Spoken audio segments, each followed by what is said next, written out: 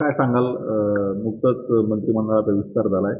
बीडला 2 मंत्रिपदं मिळाली. तुमचा देखील चर्चा होती तुमच्या नावाची, परंतु ऐनवेळी तुमचं नाव आलं नाही.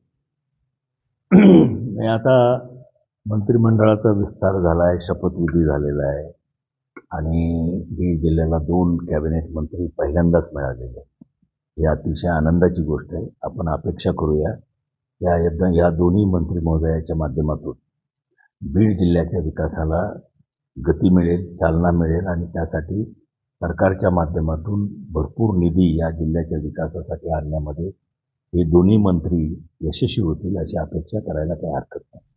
दादा, छगन भुजबळ यांच्या नावाची चर्चा होती. वळसे पाटील असेल या त्यांच्यासह बऱ्याच वरिष्ठ नेत्यांना, दिग्गज नेत्यांना मंत्रिमंडळात स्थान मिळालं नाही. नेमकं काय घडामोड घडली असेल असं वाटतं? नेमकं म्हणजे जे काही निर्देश त्यांना दिल्लीहून प्राप्त झाले, भारतीय जनता पक्ष असेल किंवा शिवसेना असेल किंवा राष्ट्रवादी असेल, हे तिन्ही या महायुतीचे घटक आहेत आणि काही निर्णय दिल्लीहून झाले असावेत असं मला वाटतं की वरिष्ठांना पक्षामध्ये किंवा इतर कामामध्ये संधी द्यायची आणि नवीन लोकांना मंत्रिमंडळामध्ये संधी द्यायचा असं काही निर्णय झाला असावा, त्याप्रमाणे हे घडलेलं आहे. दादा, राष्ट्रवादीचे ज्येष्ठ नेते होते तुम्ही छगन भुजबळ आहेत, वळसे पाटील आहेत, त्यांना डावलण्यात आलं आणि नवीन मंत्री घेण्यात आले. तेच फॅक्टर तर धरून घेतलं नाही भाजप.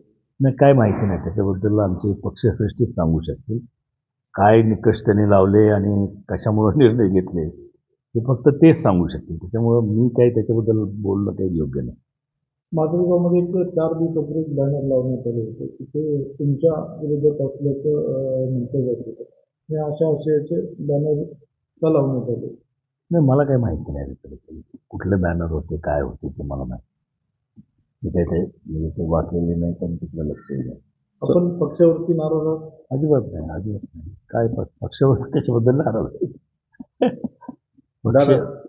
पक्ष शेवटी सर्वात श्रेष्ठ असतो. आपलं पक्षाचं नेतृत्व श्रेष्ठ असतं. त्यामुळे त्यांनी घेतलेले निर्णय मान्य करूनच पुढे जायचं असतं संघटनेमध्ये. नाही, जसं निवडणुकीच्या आधी आपण राजकीय रिटायरमेंट घेतलं होतं, त्यानंतर तुम्हाला पक्षाने जबाबदारी दिली नाही, तुम्ही यावेळी कळा आणि तुम्ही मैदानात उतरले आणि निवडून सुद्धा आले. पण पक्षाने तुम्हाला मंत्री नाही, तसं काही पक्षाने जबाबदारी दिली नव्हती. हा निर्णय आमच्या कुटुंबानेच घेतला होता. मी रिटायरमेंट जाहीर केली होती हे खरं आहे, त्याबद्दल दुमत असायचं काही कारण नाही.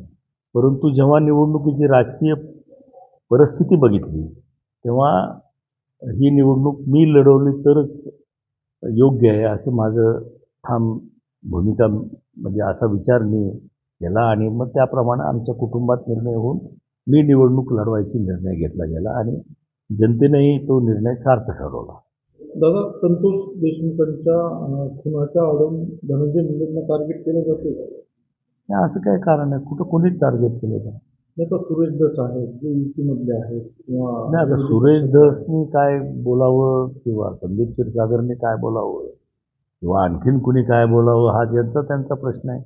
परंतु त्यांना टार्गेट केलं जातं आहे असं काही माझं मत नाही. अतिशय क्रूर हत्या झालेली आहे, कारण नसताना झालेली. एक चांगला सरपंच गमावलेला आहे, त्याचे कुटुंब उघड्यावरती पडलेले. त्यामुळे त्याच्यामध्ये राजकारण न आणता आरोपींना शिक्षा होणं, जे आरोपी आहेत त्यांना शोधणं, पकडणं आणि त्यांच्यावरती फास्ट ट्रॅकमध्ये केस चालवून त्यांना फाशी होणं हे अतिशय महत्त्वाचं आहे. तरच त्या कुटुंबाला न्याय दिल्यासारखं होणार आहे.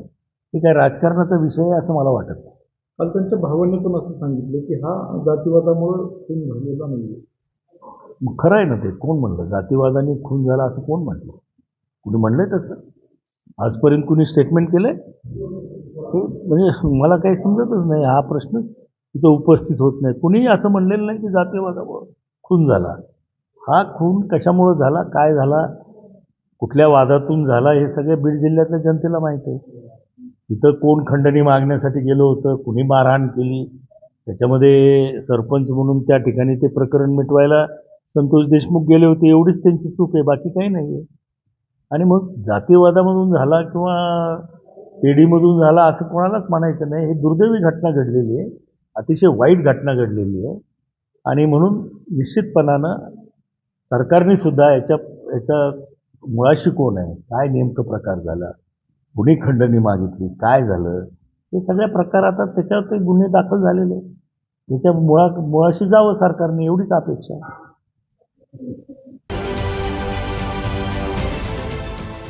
देश विदेशातील प्रत्येक घडामोडींचे लाईव्ह अपडेट मिळवण्यासाठी आता साम टीव्हीच्या सर्व सोशल मीडिया प्लॅटफॉर्मला लाईक, फॉलो आणि सबस्क्राईब करा.